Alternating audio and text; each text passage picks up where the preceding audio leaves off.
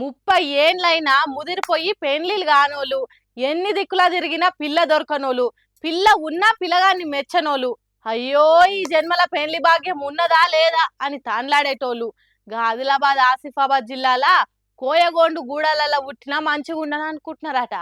అట్లెందుకు అనుకుంటున్నారు అనే కదా మీ డౌట్ అనుమానం. ఎందుకంటే ఇగో గిందుకు ఒక్క పిల్లని చేసుకుందామంటేనే దిక్కులేదురా దేవుడా అని చాలా దిక్కులల్లా మగ పోరగాన్లు జుట్టు విక్కుంటుంటే ఇగో గీ పిల్లగాడు ఇద్దరు పెండ్లాలను ఒక్కసారే లగ్గం చేసుకుంటున్నాడు. ఒక్కసారే ఇద్దరు మెడల 3 ముళ్ళేసిండు. 14 అడుగులు తిరిగిండు. ఇద్దరికి ఒక్కసారి అరుంధతి నక్షత్రం చూపించిండు. 2 చేతులతోని ఇద్దరు చిటికెనెలు పట్టుకొని పోలు తిరిగిండు. పిల్లగాడు ఇద్దరికి జీలకర్ర బెల్లం పెడితే ఇద్దరు కలిసి పిల్లగానికి పెట్టిండ్రు. ఈ నడుమ ఆదివాసి గిరిజన గూడాలల్లో ఓ పిల్లగాడు ఇద్దరు భార్యలను లగ్గం ఆడిండు అని చెప్పుకున్నాం కదా. అట్లా చెప్పుకొని నెల కూడా కాలేదు. అదే ఆసిఫాబాద్ జిల్లా జైనూర్ మండలం అడ్డెసర ఊర్లుండే ఆత్రం చత్రుషావ్ అనే పిల్లగాడు అదే ఊర్లుండే ఓ బుజ్జిని 4 ఏండ్ల నుంచి లవ్ చేసిండట. అక్కడితో నాక మన చత్రుషావ్ ఆత్రపడి ఇంకో పిల్లను కూడా ఏడాది నుంచి నిండా ప్రేమల ముంచి తను కూడా మునిగిదేలిండట. ఎన్నటికైనా ఆ ప్రేమ ఈ ప్రేమ బయటపడే టైం వస్తది కదా. అట్లా ఇద్దరు ఆడపిల్లలు మందిలకు పిల్లగాన్ని గుంజిండ్రట. జరిగిన తప్పును మళ్ళా వెనకకు దేలేం కాబట్టి వాళ్ళకి న్యాయం జరిగేటట్టు ఇద్దరిని పెళ్లి చేసుకోవాలని తీర్పు చెప్పిండ్రట. హాగో అందుకే మనసువాడి ప్రేమించిన ఇద్దరిని ఒక్కసారే మనవాడిండు చత్రుషావు. ఇప్పుడు మంచిగానే ఉంటది గాని కాలం గడుస్తున్న కొద్దే మన చత్రుషావుకు సుక్కలు కనిపిస్తాయి. ఒక్క ఆడవిల్లని చేసుకుంటేనే తట్టుకోలేకపోతున్నాం. అసొంటిది నువ్వు ఇద్దరిని ఒక్కపారే చేసుకొని ఎట్లా భరించగలుగుతావు భయ్యా? షాపింగులు, సినిమాలు, షికార్లు అని ఒక్కలకే ఒర్రి చేస్తున్నాం. నువ్వు ఇద్దరితోని ఎట్లా ఏగగలవు చత్రుషావు? ఇరుగురి బామల కౌగిలిలో ఇరుకున పడి నలిగిండు ఆ దేవుడు. అసొంటిది నువ్వు ఎట్లా మేనేజ్ చేసుకుంటావు సామి అని అంటున్నారు ఈ పెండ్లి ముచ్చట తెలిసిన 2 తెలుగు రాష్ట్రాల పబ్లిక్.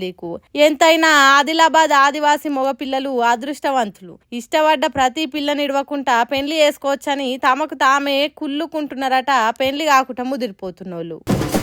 చదువు చదువు చదువు, అసలు చదువుకుంటే ఏమైతుంది ఏమొస్తుంది అని ఇప్పటి పొరలకు కూసబెట్టి ఎంత చెప్పినా చెవినెక్కుతలేదు.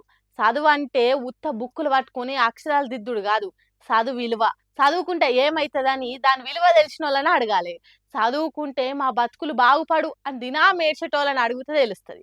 అవన్నీ ఎందుకు, సింపుల్ గా ఈ వార్త చూపిస్తే అర్థమవుతుంది. అగరో ఈ కాకాల కొడుకు ముద్దుగా తలపాగా చూడుతుండు, చుట్టూన్నోళ్ళు దండలు కూడా వేస్తుర్రు. ఏంది కథ అని చూస్తుర్రా? మరి మనోడు సాధించింది ఆషామాషి గెలుపు కాదు.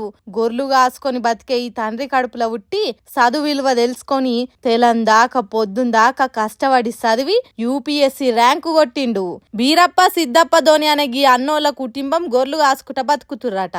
అయితే నా లెక్క నా పిల్లలు ఉండొద్దని అయ్యవ్వలు కష్టపడి మంచి చదువులు చదివిపిచ్చిర్రు. వాళ్ళ కష్టాన్ని ఎన్నటికైనా తీర్చాలి, వాళ్ళు పడ్డ కష్టాలకు తగ్గ ఫలితం ఇయ్యాలనని పట్టుదలతోని చదివి యూపీఎస్సీ ర్యాంకు కొట్టిండు.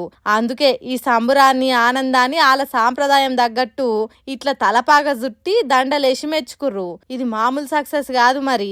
ఎందుకంటే ఇయాల రేపు అన్ని సౌలతులుండి ఎంతో పైకం పెట్టి చదువుపిచ్చినా చదువు విలువ తెలవకుట గంగపాలు చేస్తురు కొందరు పోరలు. చదువు తప్ప అన్ని నేర్చుకుంటురు.